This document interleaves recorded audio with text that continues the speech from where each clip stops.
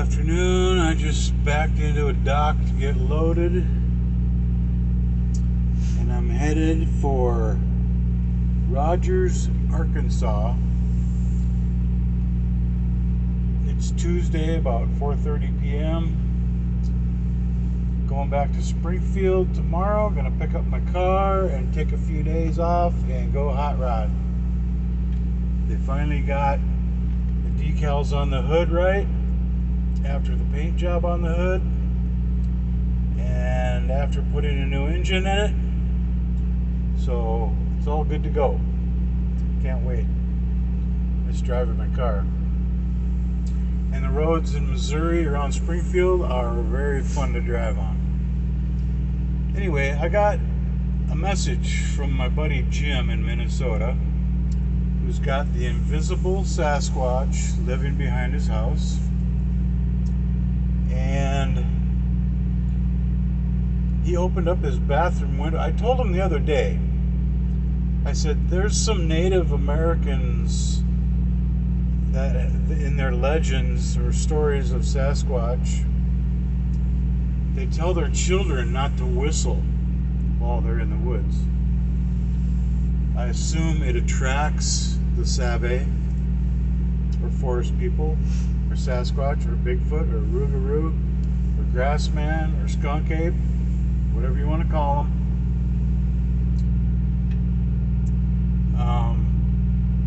So yeah, there's a few Native American tribes that tell their children not to whistle in the woods. So I told Jim, and he's been surrounded by these things quite a few times already, and he's asked them to show themselves to him, and they haven't. He's heard them talking out in the woods. He hears their footsteps. He hears them walking in the grass. He hears them walking in the river. But the grass doesn't move, the water doesn't splash, but he can hear the noises. Very, very out of this world strange stuff. Now, a lot of people have reported invisible Sasquatch being charged by something like a freight train coming through the woods and they don't see anything. People have been touched on the shoulder, turn around and nothing's there. So the list goes on and on. But anyway, I told him, I said, you've already got a rapport with them, because he talks to them all the time. And he says, I know you're here. He puts his hands out. He says, let me feel you. And so anyway, I told him, whistle, Twinkle Little Star, or Mary Had a Little Lamb. I bet we could probably teach him a tune. I'm going to work on that. Anyway, so he was in his house, and he opened up the bathroom window, and he turned on his phone to record, and he started whistling like this.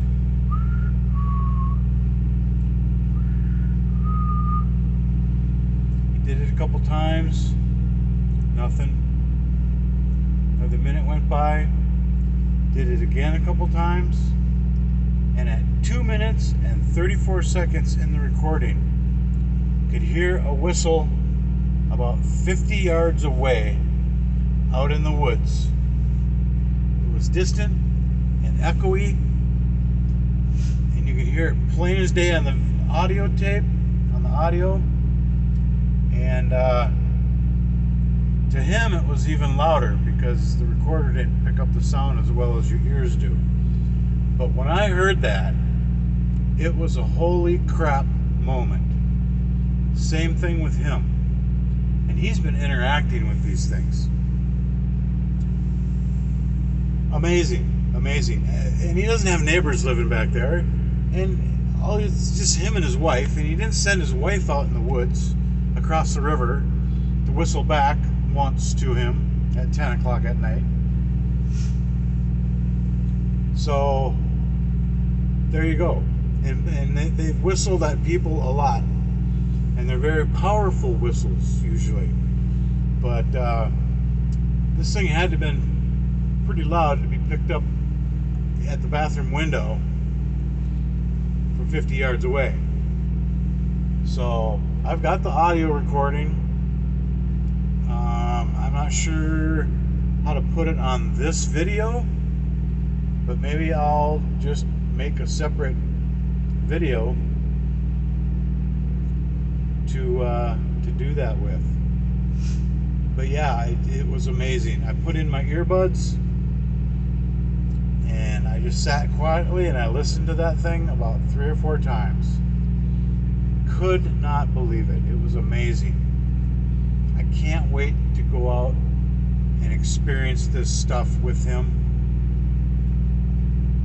I'm going to pick up my car, drive for a few days, maybe do a little exploring in Missouri, the Merrimack River. There's a lot of sightings and encounters on that river in Missouri.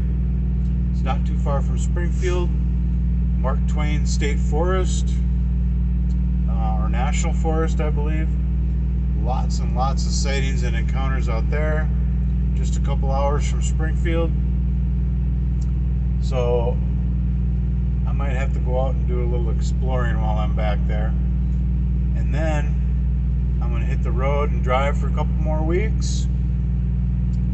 And then come back to Minnesota. And I'm going to stop out there and see what's happening. I'm kind of scared and nervous, but I'm excited too. So, but yeah, he said these things, he could hear one of them. It didn't, I listened to the tape, the recording, and I couldn't hear it. But he said you could hear some leaves rustling and a stick break right in his backyard, about 20 feet from his house. But you can't see him. But there is a beaten down trail coming down to the river. And it's not just from deer or some small animals. It's like a wide beaten down path. So the only thing we can figure out is these things are being physical when Jim's not around. That's all we can figure, because when he's around and they come out, you can't see the grass move, the water splash. There's no physical traits about these things when they're walking up to him. And so yeah, this is just an amazing ongoing thing with these forest people. And Jim is just amazed every time, and I'm amazed every time, and I gotta go out there and be amazed for myself. So that's what's going on. Amazing audio. I can share it with anybody who asks for it, but he sent it to me on messages on my phone. So give me your phone number and I'll share it with you if you want to listen for yourself.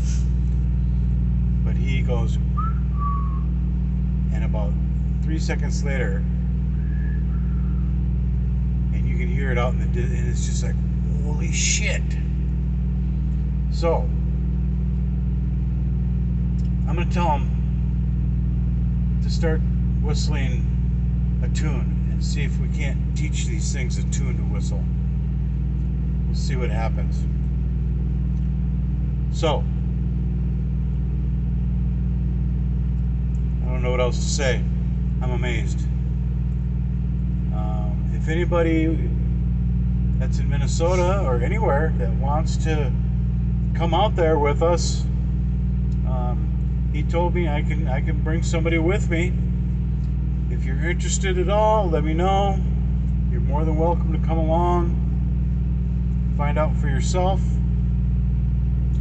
And And but that's what I'm doing. I've never had an encounter or a sighting of any kind, and I've spent quite a bit of time in the woods over the years. But yeah, keep on trucking.